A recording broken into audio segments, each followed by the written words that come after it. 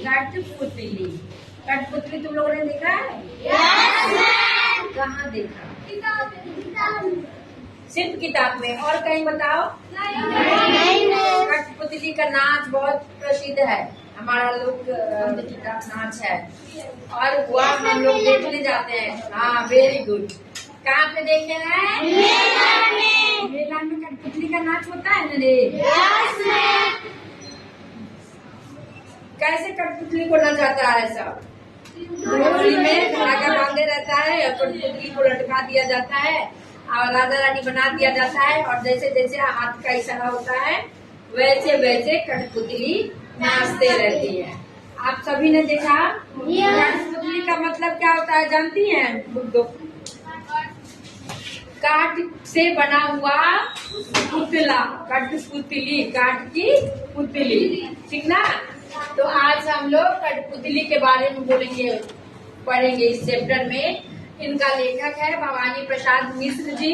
उन्होंने कठपुतली के मार्मिक भावनाओं को इस कविता में व्याख्या किए हुए हैं।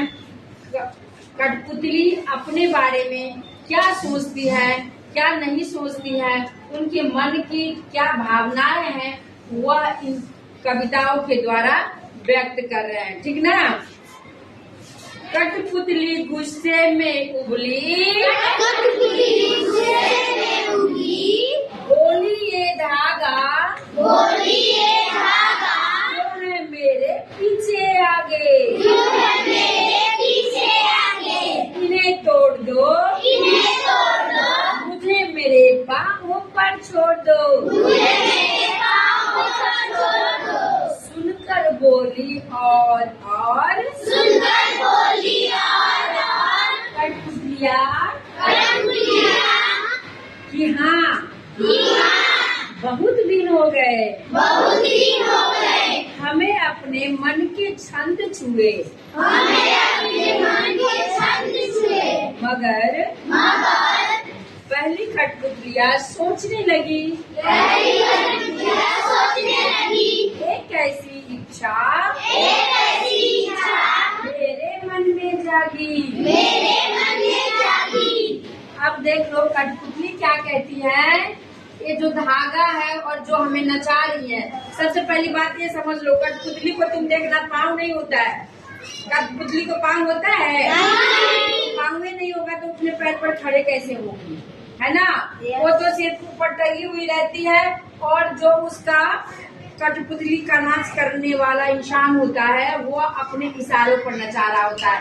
अब तुम एक बच्ची हो, तुम अपना इमेज करो, कल्पना करो कि तुमको आधा घंटा तक हम इधर आओ उधर जाओ, ऊपर घूमो नीचे घूमो, ऐसे घूमो वैसे घूमो करेंगे तो तुम्हारे अंदर गुस्सा नहीं आएगा? कि मेरी अपनी कोई इच्छा नहीं है क्या, मेरा अपना कोई मन नहीं है क्या? मेरे को जब ये दर्शक आते हैं तब मुझे नचाना शुरू कर देता है ये इंसान, मुझे धागों पर करते हैं। इसलिए जो है वो कठपुतलिया गुस्से में उबल गई, आग बबूला हो गई और बोल रही है कि तोड़ दो इस धागे को, जो हमको नचा रहा है उन सारी पाबंदियों को तोड़ दो और मुझे अपने पैरों पर खड़े होने दो। फिर उसकी जो दूसरी कठपुतलिया उसकी दोस्त थी, वह भी कह रही है, हामी भर रही है कि हाँ हम लोग स्वतंत्र हो जाए, हम लोग इसको तोड़ दे। हम लोग को बहुत दिन हो गए अपने मन की छंद सुने। छंद का मतलब होता है खुश रहना। अपने मन का जब इंसान करता है, आपके मन की बातें जब हो जाती है, तब क्या हो जाता है, आपके मन को खुशी मिल जाती है। आपको मन करे कि आज स्कूल नहीं जाना है मम्मी, मुझे घर पे आराम करना है, और मम्मी ने कहा नहीं तुमको जाना है, जबरदस्ती जाना है, मैडम मारेगी नहीं तो हम मारेगी, तुमको घर में नहीं रहने देंगे, जबरदस्ती यदि भेजती है तो आपका मन उदास हो जाता है कि रोज रोज स्कूल मम्मी भेजती है जबरदस्ती, और हम मम्मी कह दे कि नहीं बेटा आज मत जाना स्कूल, घर में रहे आराम करो, तो क्या हो जाता है, आपके मन में खुशी हो जाती है, छंद आ जाता है, उमंग आ जाता है, आता है ना? ठीक उसी प्रकार से कठपुतलिया भी कहती है कि कभी तो हमसे पूछा करे कि आपको नाचना है कि नहीं, तुमको नचाऊं कि नहीं नचाऊं। अभी तुरंत नाचती हूँ, फिर कोई दर्शक आता है फिर हमको नचाते हैं, एक बार हमसे पूछी नहीं जाती। इसलिए उन्होंने आग बबूला हो गया कि बहुत दिन हो गया हम लोग को मन की बातें किए, खुश हुए कि हम लोग कब इससे स्वतंत्र होंगे, कब इस धागे को तोड़ा जाएगा, कब हम अपने पैरों पर खड़े होंगे।